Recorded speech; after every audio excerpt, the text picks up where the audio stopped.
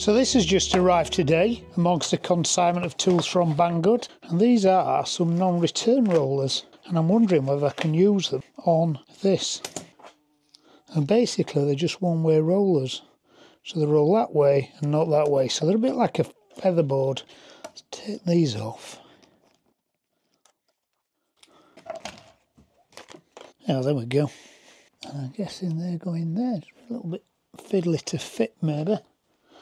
And these are going to be interesting because these will actually fit the table saw. We'll have a look at them on the table saw later.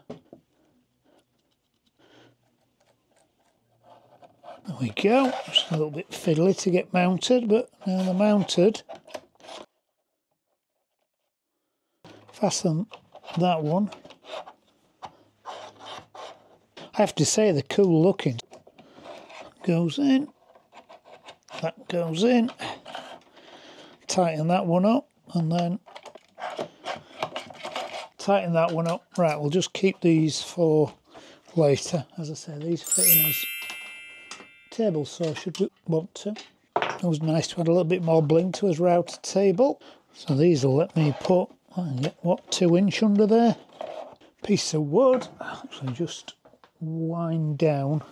Uh-oh, Bo's here.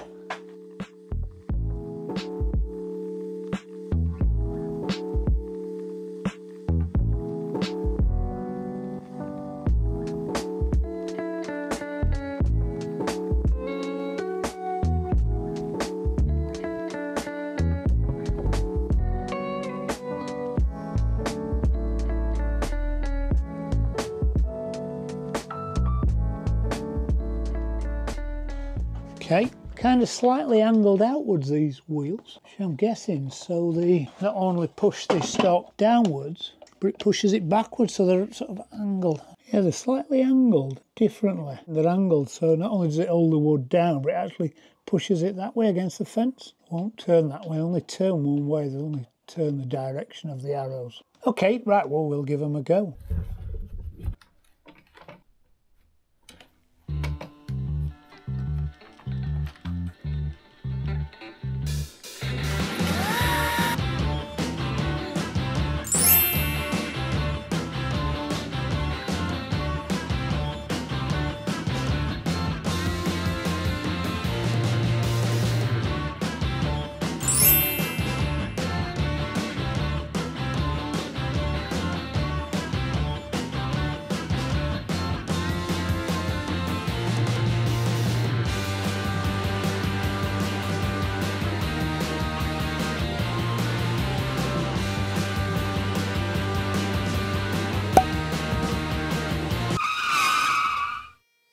But because the way these wheels are angled, it's also pushing the material towards the fence as well.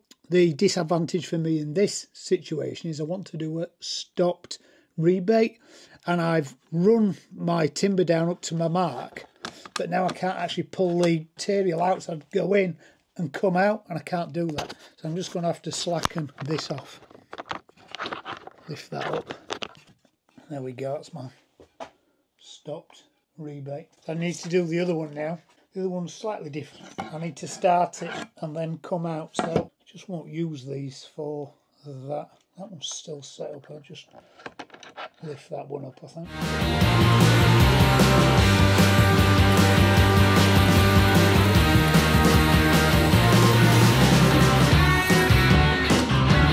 So that's good, it just demonstrates that these actually work and push the material towards the fence or down towards the table, as well as stop kickback, because I can't go in and just pull the piece out. I'll put the link in the video description to these should you want to go and have a look at them. As I said, they work very well with this fence. I was just contemplating these rollers on the table saw, and I'll show you what I've found. The way they're configured with this one-way rolling, the direction of feed, actually configured the wrong way to run them down, and actually the reach isn't a lot. It would work much better if I mounted them on that side, but I don't actually cut on this side of the blade. I'd have to put the fence on this side, and I don't do that. Actually, an interesting question. If you're left-handed, do you configure your saw the other way? I'm used to running my saw with the fence to the right of the blade, but I'm right-handed. If you're left-handed, do you cut on the other side? I know it makes a mockery of the dimensions for the guide, but I'm just wondering if you do cut the other way around. If so, actually, it would work on that side.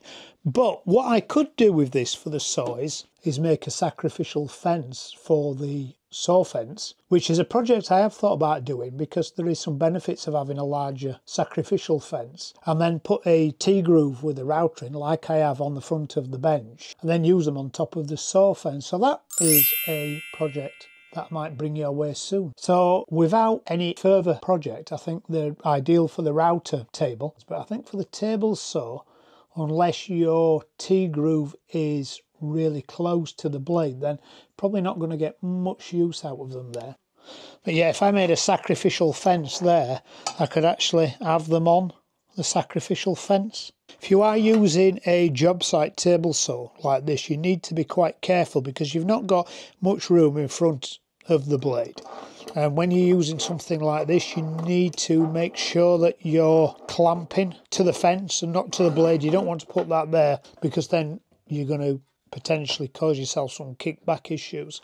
So you've got to be careful where you mount these. From my point of view at the moment, I think these are better for the router table than they are for the table saw. Thank you for Banggood for sending me these, and I'll certainly be keeping them on my router table now, probably instead of the little yellow featherboard. If you're interested in these, there's a link in the description as normal. Right, let's get back on with the build.